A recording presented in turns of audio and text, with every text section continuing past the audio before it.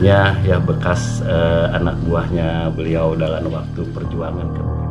Ya, Ibu Ratu itu menitipkan anak ya lewat rahim istrinya gitu. Wow.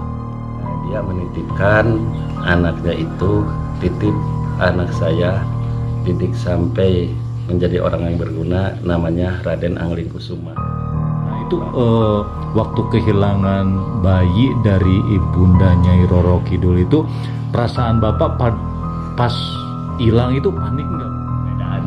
Bedaan. Dia jarang ngobrol kayak kita, ngobrolnya cuman itu kan kalau ada waktunya yang penting baru dia ngobrol yang mau diamanatkan atau yang mau disampaikan. Tanda khusus nggak Pak ya dari anak tersebut gitu? Ya, kalau untuk tanda khusus dari badannya ya Pak ya? Iya, dari badannya. Dari badannya itu tandanya dari sini, dari ujung pusir sampai sini ada kayak dioperasi. Ada seorang kiai dari Lampung tanya-tanya, kok anak ini ada apa? Ada perbedaan. Saya tuh nggak dikasih tahu itu ya. Mungkin ada sesuatu yang di badannya. Punya foto dari kanjeng ibunya nggak Bapak? Dulu dia pernah nikah dengan Kanjeng Sunan Kalijaga. Oh gitu.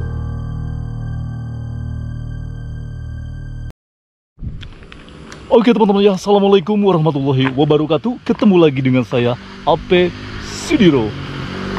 Oke teman-teman ya, jadi kali ini saya lagi berada di Dusun Sari Padang, Desa Sari Mekar, Kecamatan Jatinunggal, Kabupaten Sumedang, Jawa Barat ya teman-teman ya. Wow.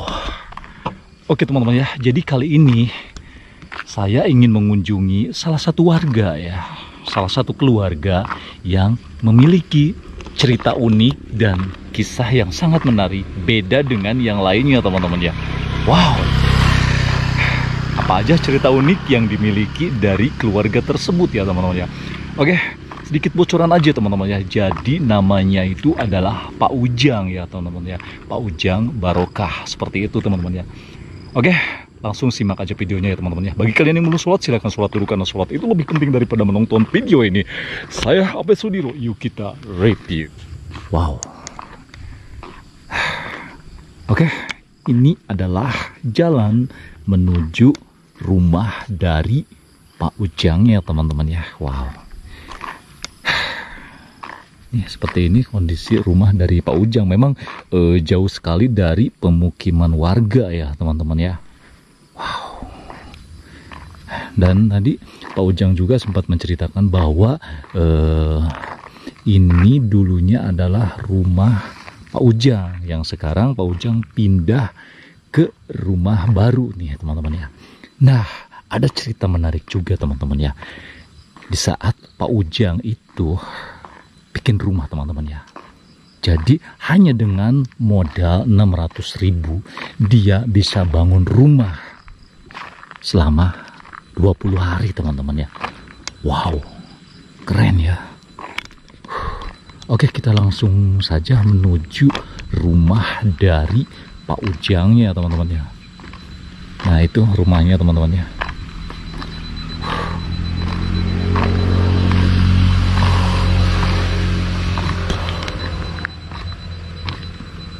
Wow, sangat menarik sekali ya teman-teman ya, rumahnya.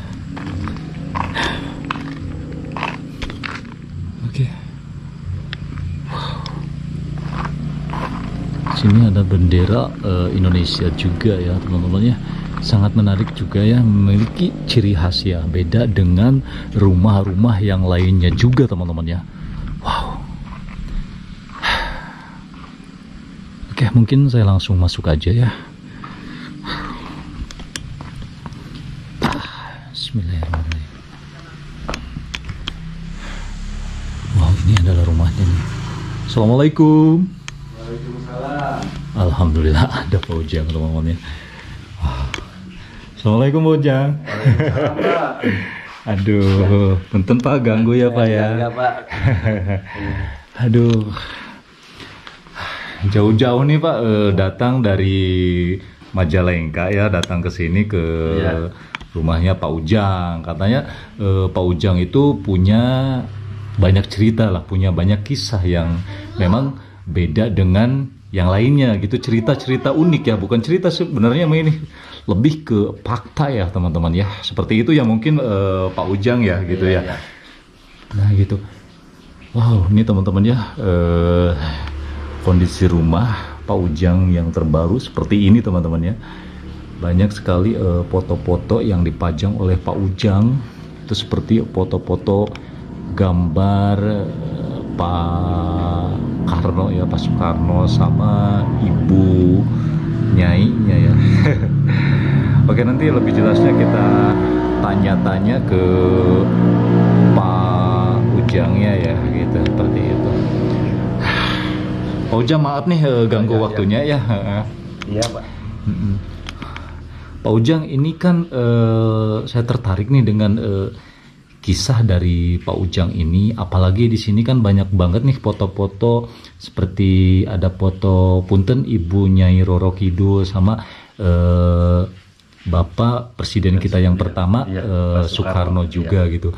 Memang Bapak itu salah satu fansnya atau gimana ke Bapak Soekarno itu Bapak? Oh iya, itu kan Pak, masalah saya di sini sering banyak nyimpan foto-foto beliau ya. Dikarenakan saya ini ya dari kecil, semenjak seingat saya sering dalam mimpi itu kedatangan beliau Pak.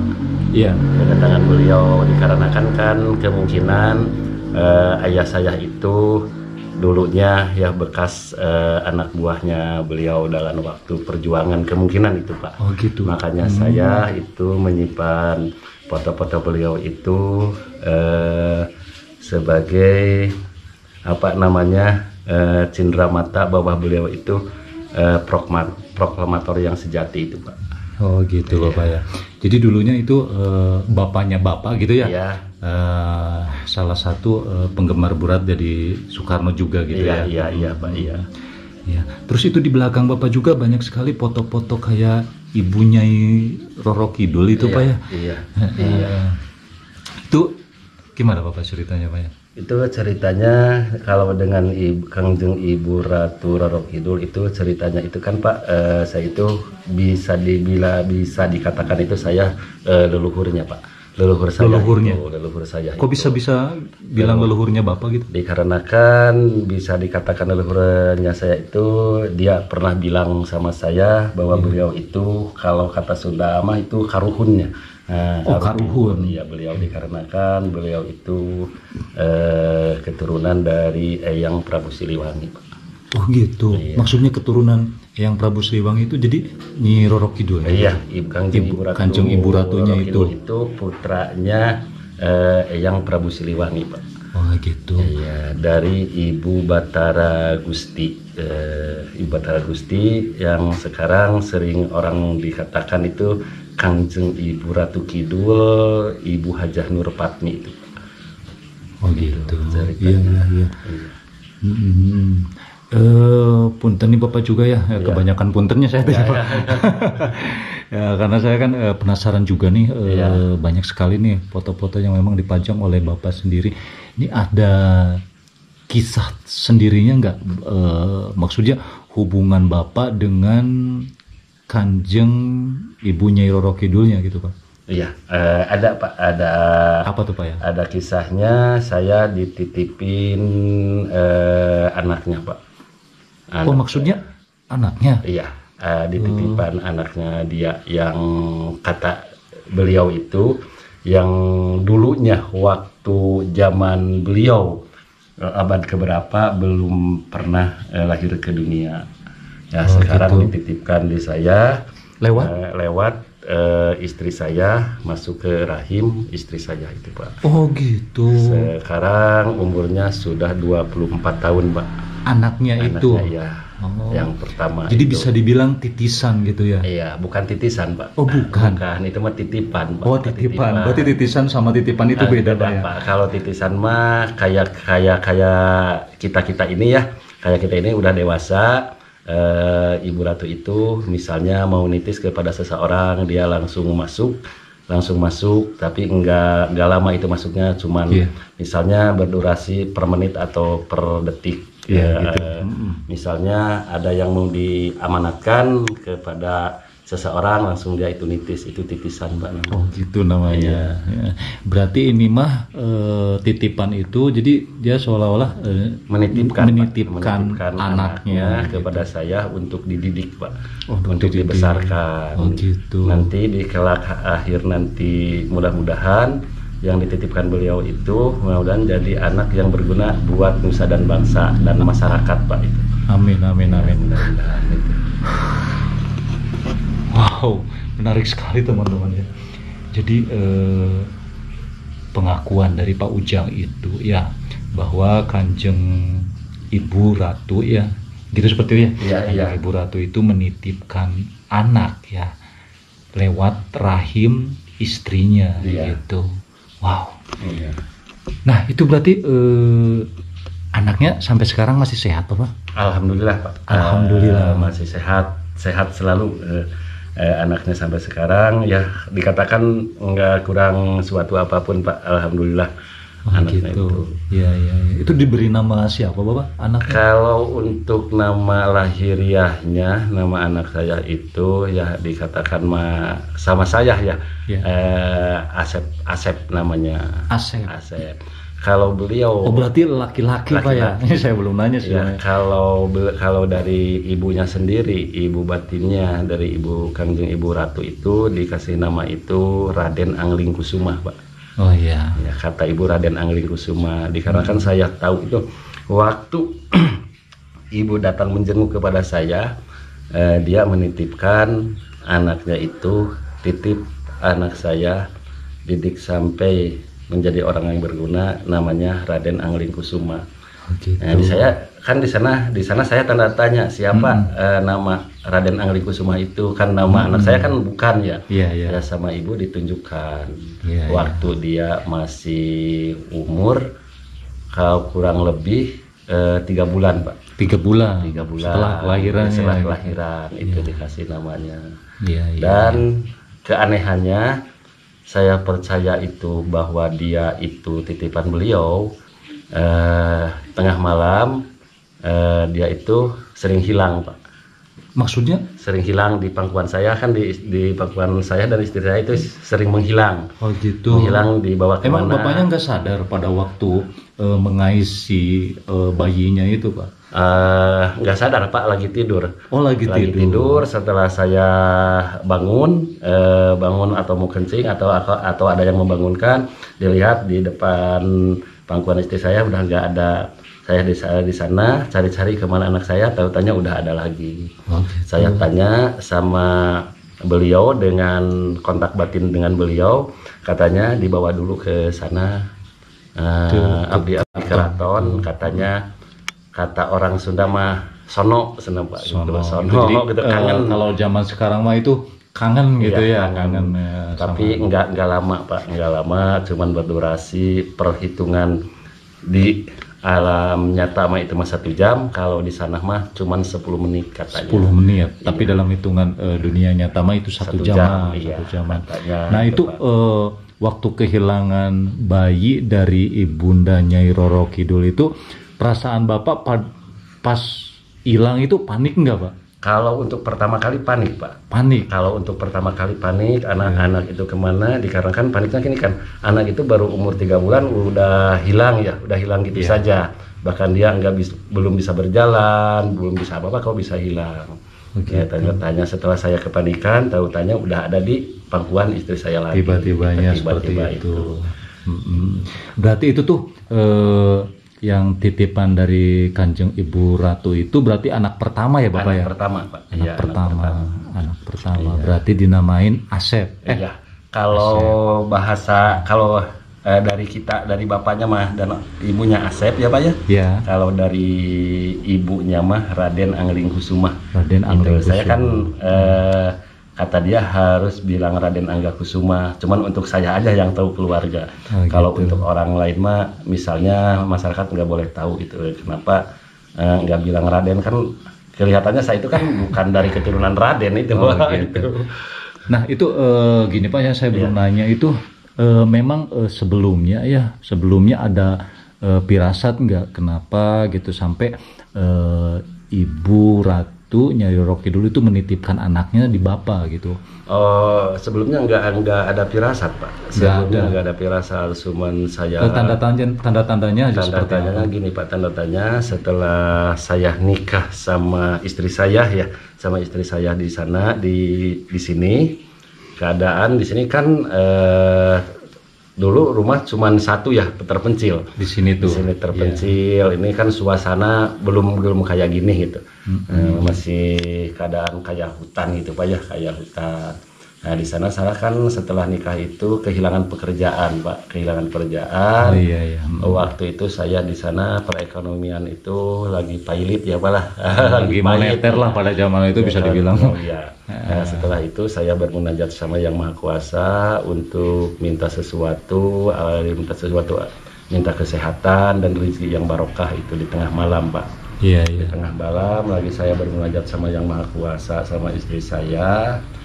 Tahu-tahunya dari kaca ya Pak ya, ini kaca, pintu cermin ada gitu. kaca cermin, tiba-tiba ada yang masuk cahaya biru Pak. Oh gitu. Itu jam berapa sekiranya kira-kira? Kalau ini tengah malam Kak, saya nggak lihat jam ya, kira-kira tengah malam jam 12 malam ke sana ya. Kira-kira jam 12 malam atau jam 1-an, saya nggak lihat jam waktu itu Pak. Malam apa itu kira-kira Pak ya? Kalau nggak salah ya Pak ya, saya ingat itu pas malam Kamis Pak, malam Kamis. Malam Kamis. Malam Kamis. Sebelum malam Jumat berarti ya. Malam Kamis. Iya. Berarti anaknya Bapak sekaligus titipan dari Ibu Ratu juga ya. Iya.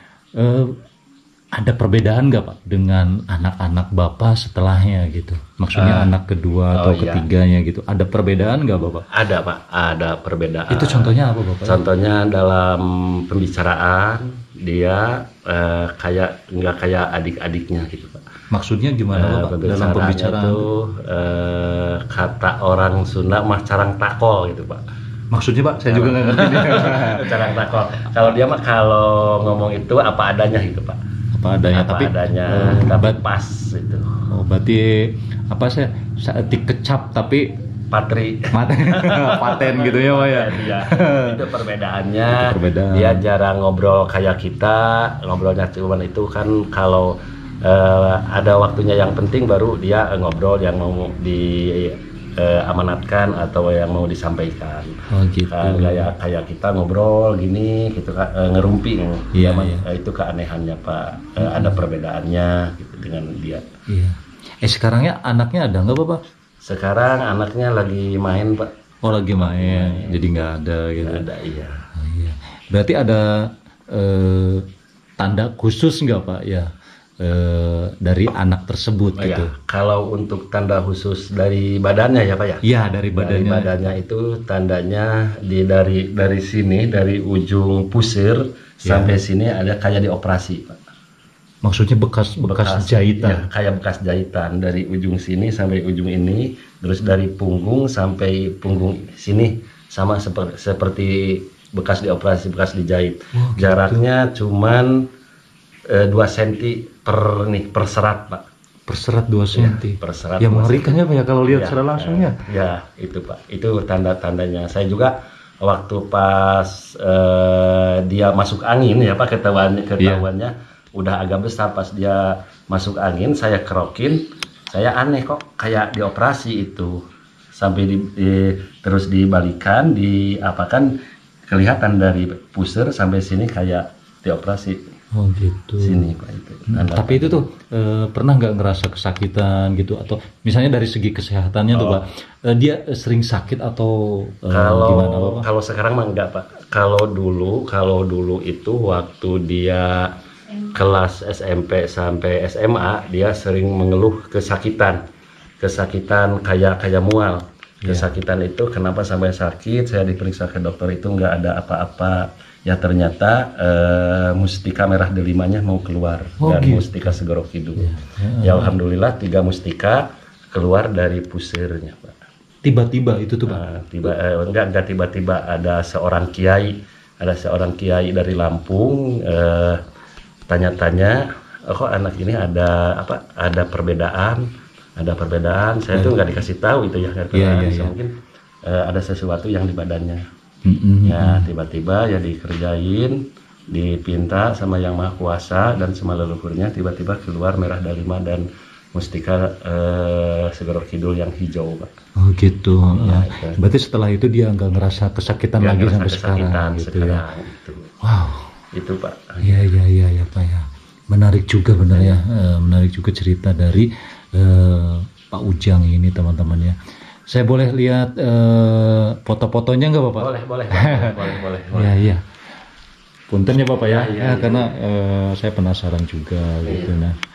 Nah ini tuh foto siapa Bapak? Kalau ini foto orang terdekat dari beliau, dari Bapak Soekarno dulu ini sebagai Gubernur Indoleman Hindia Belanda.